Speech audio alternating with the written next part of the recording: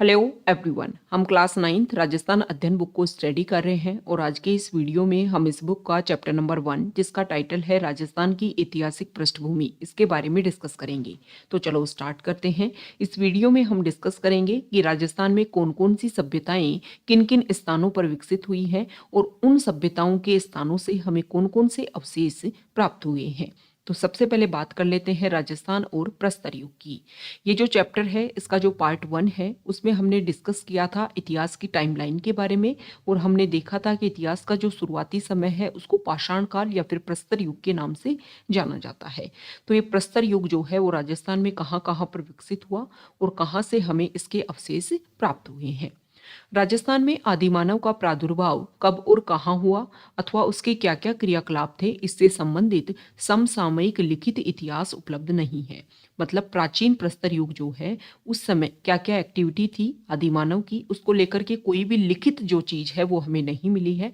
सिर्फ और सिर्फ हमें जो है वो प्राचीन प्रस्तर युग के अवशेष जो हैं अजमेर, अलवर, चित्तौड़गढ़, भीलवाड़ा, जयपुर, जालोर, पाली, टोंक आदि क्षेत्रों की नदियों से और उसकी सहायक नदियों के किनारों से प्राप्त हुए हैं। चित्तौड़ और इसके पूर्व की ओर तो औजारों की उपलब्धि इतनी अधिक है कि ऐसा अनुमान किया जाता है कि यह क्षेत्र उस काल के उपकरणों को बनाने का प्रमुख केंद्र रहा होगा। लूनी नदी के तटों में भी प्रारंभिक कालीन उपकरण हमें प्राप्त हुए हैं। राजस्थान में मानव विकास की दूसरी सीढ़ी मध्य पाषाण एवं नवीन पाषाण युग है। मतलब हमें जो है अगर हम बात करें तो पाषाण युग का जो प्राचीन पाषाण काल है, फिर मध्य पाषाण काल है, नव पाषाण काल है। तो राजस्थान में मानव विकास की जो दूसरी सीढ़ी है वो हमें मध्य पाषाण काल और नव पाषाण काल के अवशेष जो है वो हमें यहाँ पर मिलते हैं। आज से हजारों वर्षों से पूर्व लगातार इस युग की संस्कृति विकसित होती रही। इस काल के उपकरणों की उपलब्धि पश्चिमी एशिया में लूनी और इसकी सहायक नदियों की घाटियों व दक्षिणी पूर्वी राजस्थान में चित्तौड़ जिले में बेड़च और उसकी सहायक नदियों की घाटियों में प्रचुर मात्रा में हुई है। बागोर और तिलवाड़ा के उत्खनन से नवीन पाषाणकालीन तकनीकी उन्नति पर अच्छा प्रकाश पड़ा है। ये सारे जो पॉइंट, ये जो एरिया के नाम जो है ना, बागोर, तिलवाड़ा, इन सभी के बारे में अभी हम देख लेंगे। इनके अतिरिक्त मतलब यहाँ से हमें नवीन पाषाण काल का जो है वो अवशेष मिलते हैं बागोर और तिलवाड़ा से। अजमेर, नागौर, सीकर, झुंझुनू, कोटा, बूंदी, टोंक आदि स्थानों से भी नवीन पाषाणकालीन उपकरण प्राप्त हुए हैं। नवीन पाषाण युग में कई हजार वर्ष गुजारने के पश्चात मनुष्य को धीरे धीरे धातुओं का ज्ञान हुआ। मतलब इंसान ने पहले जो है वो सबसे पहले पत्थर का उपयोग करना शुरू किया और पत्थर का उपयोग जो है वो कभी ऐसा हुआ होगा कि आसपास उनके कुछ पत्थर रहे होंगे, उन्होंने किसी जानवर के ऊपर या किसी दूसरे मनुष्य के ऊपर फेंका होगा, उसको चोट लगी होगी तो उनको लगा होगा कि हाँ इसका यूज किया जा सकता है।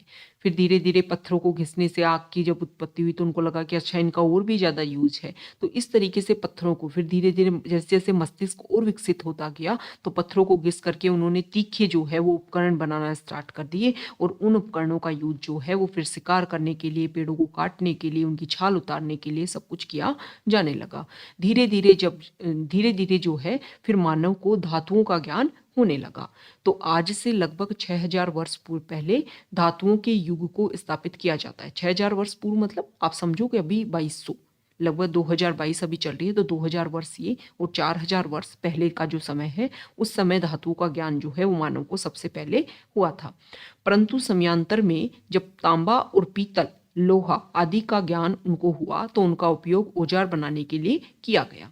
इस प्रकार धातु युग की सबसे बड़ी विशेषता यह रही कि कृषि और शिल्प आदि कार्यों का संपादन मानव के लिए जब अधिक सुगम हो गया और धातु से बने उपकरणों से वह अपना कार्य अच्छी तरह से करने लगा। फिर धीरे धीरे जो है वो धातुओं को लेकर के उनकी समझ और अधिक विकसित हुई और फिर उन्होंने धातु का उपयोग करना शुरू कर दिया कृषि कार्यों में और इससे जो है वो उत्पादन भी अच्छा होने लगा और बहुत सारा काम जो है वो उनका सुगम हो गया। तो अब हम प्राचीन सभ्यताओं के जो अवशेष हैं जिन जिन स्थानों से हमें मिले हैं उन स्थानों के बारे में हम बेसिकली डिस्कस करेंगे। तो सबसे पहले बात करते हैं कालीबंगा की। देखो एग्जाम में क्वेश्चन अगर आपने नहीं देखे हैं तो राजस्थान के किसी भी एग्जाम के आप जो ओल्ड पेपर है वो उठा करके देख लो, उसमें इन प्राचीन सभ्यताओं से रिलेटेड या तो किसने इन सभ्यताओं की खोज की ये क्वेश्चन आ जाएगा या फिर किस सभ्यता से कौन कौन से स्पेसिफिक अवशेष मिले हैं। देखो, जो जो अवशेष सभी जगह कॉमन है उनको लेकर के क्वेश्चन कभी नहीं पूछे जाते हैं। जो किसी स्थान से कुछ अलग मिला है उसको लेकर के क्वेश्चन पूछे जाते हैं। तो कालीबंगा की अगर हम बात करें तो कहाँ पर स्थित है यह सभ्यता स्थल? वर्तमान में जो हनुमानगढ़ जिला है वहां पर सरस्वती दृष्टवती नदियों के तट पर बसा हुआ था, जो 2400 से 2250 ईसा पूर्व की संस्कृति की उपस्थिति का प्रमाण है। मतलब ऐसा बोला जाता है कि इस समय में यहाँ पर जो है वो सभ्यता विकसित हुई थी। कालीबंगा में मुख्य रूप से नगर योजना के 2 टीले प्राप्त हुए हैं। मतलब यहाँ पर जो नगर है वो 2 टीलों के रूप में 2 अलग अलग जगह बसा हुआ था। पूर्वी टीला जो है, पूर्वी टीला नगर टीला है जहाँ से साधारण बस्ती के साक्ष्य मिले हैं। मतलब मान लो ये कोई नगर है, इसमें जो पूर्वी भाग है ये क्या है, एक तरीके से नगर टीला है और जहां पर साधारण नॉर्मल लोग जो है यहाँ पर रहते थे। पश्चिमी टीला दुर्ग जो है वो टीले के रूप में है। मतलब बड़े, एक तरीके से आप इस तरीके से देखिए कि ऊंचाई पर स्थित है, एक दुर्ग के रूप में जो है स्थित है। दोनों टीलों के चारों ओर सुरक्षा प्राचीर बनी हुई है। दोनों टीलों को कवर करते हुए चारों तरफ बाउंड्री जो है वो यहाँ पर बनी हुई थी। कालीबंगा से हमें पूर्व हड़प्पा कालीन और उत्तर हड़प्पा कालीन साक्ष्य मिले हैं। पूर्व हड़प्पा कालीन से हमें मिलते हैं जुते हुए खेत के प्रमाण मिले हैं।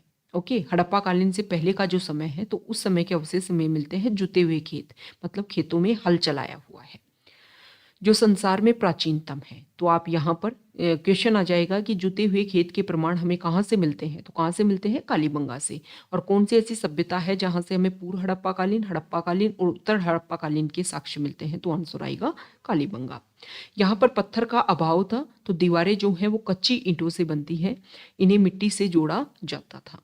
व्यक्तिगत और सार्वजनिक नालियां तथा कूड़ा डालने के मिट्टी के बर्तन नगर की सफाई की असाधारण व्यवस्था के अंग थे। कूड़ा डालने के लिए भी बर्तन जो है वो यहाँ पर हमें देखने को मिलते हैं। वर्तमान में यहाँ घग्गर नदी बहती है। मतलब पहले जो सरस्वती नदी है उसको प्रेजेंट टाइम में घग्गर नदी के नाम से जाना जाता है, जो प्राचीन काल में सरस्वती के नाम से जानी जाती थी। यहाँ से धार्मिक प्रमाण के कई अग्निवेदियों के साक्ष्य मिले हैं कि हवन कुंड जो हैं उनके साक्ष्य मिले हैं। यहाँ संभवतः धूप में पकाई गई ईंटों का प्रयोग किया जाता था। यहाँ से प्राप्त मिट्टी के बर्तन और मोहरों पर जो लिपि अंकित पाई गई है वह सैंधव लिपि से मिलती जुलती है। मतलब सिंधु घाटी सभ्यता की जो लिपि है उससे मिलती जुलती है और इस लिपि को अभी तक पढ़ा नहीं जा सका है। कालीबंगा से पानी की निकासी के लिए लकड़ी व ईंटों की नालियां बनी हुई मिली है।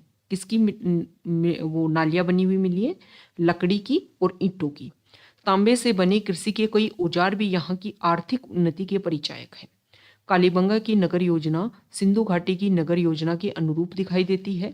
कालीबंगा के निवासियों की मृतक के प्रति श्रद्धा और धार्मिक भावनाओं को व्यक्त करने वाली 3 समाधियां भी मिलाई है। दुर्भाग्यवश ऐसी समृद्ध सभ्यता का ह्रास हो गया जिसका कारण संभवतः या तो सूखा था या फिर नदी मार्ग में परिवर्तन, ये कुछ कारण इसके माने जाते हैं। अब दूसरा सभ्यता स्थल है आहड़। आहड़ जो है वो कहाँ पर स्थित है? तो उदयपुर जिले में आहड़ जो है वो दक्षिणी पश्चिमी राजस्थान का सभ्यता का केंद्र था। ये जो सभ्यता है आहड़ सभ्यता, ये बनास नदी सभ्यता का प्रमुख भाग थी। ताम्र सभ्यता के रूप में प्रसिद्ध यह सभ्यता आयड़ नदी के किनारे मौजूद थी और इसको ताम्रवती नगरी अथवा धूलकोट के नाम से भी जाना जाता है। इसके नाम से भी ये प्रसिद्ध है। यह सभ्यता मतलब आहड़ सभ्यता आज से लगभग 4000 वर्ष पूर्व बसी थी। मतलब 2000 ईसा पूर्व के लगभग बसी थी। विभिन्न उत्खनन के स्तरों से पता चलता है कि बसने से लेकर 18वीं सदी तक यहाँ कई बार बस्ती बची और उजड़ी। इसलिए यहाँ पर जो है अलग अलग परत देखने को मिलती। पहले यहाँ पर कोई बस्ती जो है वो बसी, फिर टाइम के साथ में उजड़ गई। फिर जब उजड़ गई तो यहाँ पर जो है वो पहले वाली जो बस्ती थी वो धीरे धीरे नीचे मिट्टी के नीचे से दब गई। फिर दूसरी बस्ती यहाँ पर आकर के बसी, फिर वो उजड़ गई, फिर तीसरी बस्ती बसी। इस तरीके से जो है ऐसा लगता है 18वीं सदी तक यहाँ कई बार बस्ती बसी और उजड़ी। ऐसा लगता है कि आहड़ के आसपास तांबे की अनेक खानों के होने से सतत रूप से इस स्थान के निवासी इस धातु के उपकरणों को बनाते रहे और उसे एक ताम्र युगीन कौशल केंद्र बनाने का सौभाग्य प्राप्त हुआ। 500 मीटर लंबे धूलकोट के टीले से तांबे की कुल्हाड़ियां, लोहे के औजार, बांस के टुकड़े, हड्डियां आदि सामग्री प्राप्त हुई है। तो यहाँ पर आहड़ को लेकर के क्वेश्चन क्या पूछेंगे? पहले तो नदी कौन सी नदी के किनारे है, दूसरा इसको किस किस नाम से ताम्रवती नगरी और धूलकोट के नाम से जाना जाता है। तो ये क्वेश्चन जो है इसमें पूछ लिए जाएंगे। अनुमानित है मकानों की योजना में आंगन या गली या खुला स्थान रखने की व्यवस्था थी। एक मकान में 4 से 6 बड़े चूल्हों का होना आहड़ में ये दिखाता है कि या तो बहुत बड़ा परिवार था या फिर सामूहिक भोजन बनाने की व्यवस्था यहाँ पर थी। आहड़ से खुदाई से प्राप्त बर्तनों और उसके खंडित टुकड़ों से हमें इस युग में मिट्टी के बर्तन बनाने की कला का अच्छा परिचय मिलता है। यहाँ पर तृतीय ईसा पूर्व से प्रथम ईसा पूर्व की यूनानी मुद्राएं मिलती है। मतलब इससे ये बात स्पष्ट होती है कि उस युग में राजस्थान का व्यापार विदेशी बाजारों से भी था। यह बनास सभ्यता की व्यापकता और विस्तार गिलूंड बागोर और अन्य आसपास के स्थानों से प्रमाणित है। इसका संपर्क नव दाटोली हड़प्पा नागदा एरन कायथा आदि स्थानों की प्राचीन सभ्यता से भी था, जो यहाँ से प्राप्त काले व लाल मिट्टी के बर्तनों के आकार उत्पादन और कौशल की समानता को निर्दिष्ट होता है। नेक्स्ट सभ्यता स्थल है बैराट। देखो, वर्तमान जयपुर जिले में स्थित बैराट का महाभारत कालीन मत्स्य जनपद की राजधानी विराटनगर से समीकरण किया जाता है। यहाँ की पुरातात्विक पहाड़ियों के रूप में बीजक डूंगरी, भीम डूंगरी और मोती डूंगरी, बहुत बार इनको लेकर क्वेश्चन पूछ लेते हैं कि बीजक डूंगरी, भीम डूंगरी, मोती डूंगरी जो है वो किससे संबंधित है, तो बैराट सभ्यता से संबंधित है। यहाँ की बीजक डूंगरी से कैप्टन बर्ट ने अशोक का भाबरू शिलालेख खोजा था। तो क्वेश्चन ये आ जाएगा कि अशोक का भाबरू शिलालेख जो है वो किसने खोजा था, तो कैप्टन बर्ट ने खोजा था। इसके अतिरिक्त ये जो बैराट है, यहाँ से बौद्ध स्तूप, बौद्ध मंदिर मतलब गोल मंदिर और अशोक स्तंभ के साक्ष्य मिले हैं। ये सभी जो अवशेष हैं वो मौर्य युगीन है। अब सभी को पता होगा कि मौर्य जो वंश था उसी में अशोक सम्राट हुआ था, तो इनके अवशेष यहाँ पर मिलते हैं, मतलब मौर्य काल के भी अवशेष यहाँ पर देखने को मिलते हैं। ऐसा माना जाता है कि हूण आक्रांता मिहिर कुल ने बैराट का विध्वंस कर दिया था और चीनी यात्री युआन चांग ने भी अपने यात्रा वृत्तांत में बैराट का उल्लेख किया है। तो क्वेश्चन ये आ जाएगा कि बैराट का उल्लेख जो है वो कौन से यात्री ने अपने यात्रा वृत्तांत में किया था, तो चीनी यात्री युआन चांग ने किया था। और इसको किसने विध्वंस कर दिया था, तो हूण आक्रांता मिहिर कुल ने इसको विध्वंस कर दिया था, ऐसा माना जाता है। तो ये 3 इंपोर्टेंट सभ्यता स्थल हमने डिस्कस किए। अब सभ्यता के अन्य प्रमुख केंद्र जो हैं उनके बारे में भी हम देख लेते हैं। तो पाषाणकालीन सभ्यता के केंद्र बागोर से भारत में पशुपालन के प्राचीनतम साक्ष्य मिले हैं। तो क्वेश्चन ये आ जाएगा कि पशुपालन के प्राचीनतम साक्ष्य कहाँ से मिलते हैं, तो बागोर से। ताम्रयुगीन सभ्यता के 2 वृहद समूह सरस्वती तथा बनास नदी के कांठे पर पनपे थे, जिनका वर्णन ऊपर के पृष्ठों में हमने किया है। मतलब सरस्वती नदी के किनारे पर कौन, कालीबंगा, और बनास नदी के किनारे पर कौन, आहड़। इसी प्रकार राजस्थान में अन्य कई महत्वपूर्ण केंद्र रहे जो इस युग के वैभव की दुहाई दे रहे हैं। गणेश्वर, खेतड़ी, दरीबा, ओजियाना, कुराड़ा आदि से प्राप्त ताम्र और ताम्र उपकरणों का उपयोग अधिकांश राजस्थान के अतिरिक्त हड़प्पा, मोहनजोदड़ो, रोपड़ आदि में भी होता था। सुनारी, ईसवाल, जोधपुरा रेड इत्यादि स्थलों से लोहयुगीन सभ्यता के अवशेष मिले हैं। देखो, क्वेश्चन इस तरीके से भी आते हैं कि पूछ ले जाएंगे कि कौन सी सभ्यता स्थल जो है वो पाषाण युगीन सभ्यता से स्थलों से रिलेटेड है। 4 ऑप्शन आपको दे देंगे, तो आपको ये भी ध्यान में रखना है कि कौन से सभ्यता स्थल से हमें कौन से काल के अवशेष मिले हैं। जैसे कि गणेश्वर, खेतड़ी, दरीबा, उजियाना, कुराड़ा से हमें ताम्र और ताम्र उपकरणों का उपयोग अधिकांश राजस्थान के अतिरिक्त हड़प्पा, मोहनजोदड़ो आदि में भी होता था। ओके, तो यहाँ से लेकर के इस जगह पर भी तांबे का उपयोग होता था। और ये जो जगह है सुनारी, ईसवाल, जोधपुरा, रेड, यहाँ से हमें लोहयुगीन सभ्यता के अवशेष मिले हैं।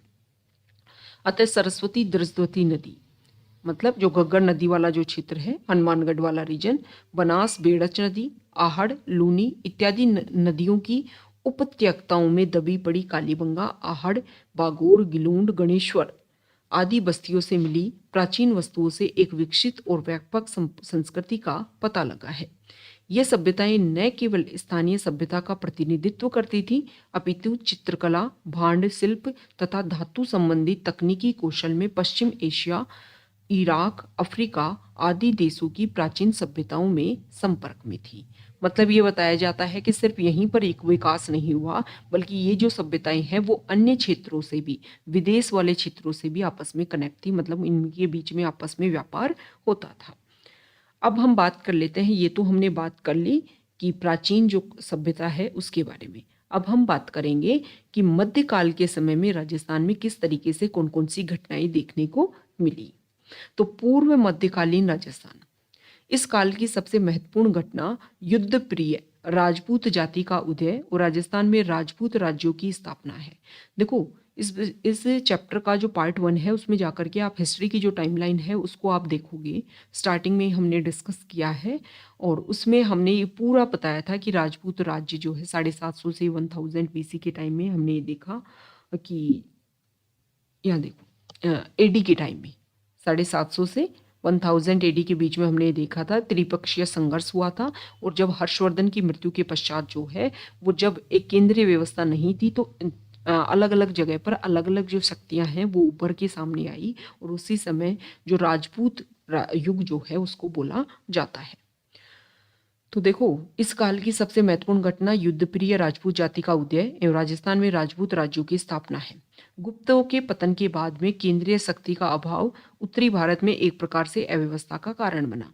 राजस्थान की गणतंत्र जातियों ने उत्तर गुप्तों की कमजोरियों का लाभ उठाकर स्वयं को स्वतंत्र कर लिया। यह वह समय था जब भारत पर हूण आक्रमण हो रहे थे।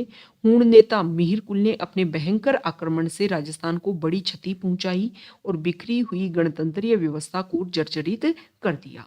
परंतु मालवा के यशोवर्मन ने हूणों को लगभग 532 ईसा पूर्व में परास्त करने में सफलता प्राप्त की। इधर राजस्थान में यशोवर्मन के अधिकारी जो राजस्थानी कहलाते थे अपने अपने क्षेत्र में स्वतंत्र होने की चेष्टा कर रहे थे। किसी भी केंद्रीय शक्ति का न होना इनकी प्रवृत्ति के लिए सहायक बन गया और लगभग इसी समय उत्तरी भारत में हर्षवर्धन का उदय हुआ। उसके तत्वाधान में राजस्थान में व्यवस्था एवं शांति की लहर आई, परंतु जो बिखरी हुई अव्यवस्था वहां पैदा हो गई थी वह सुधर नहीं सकी।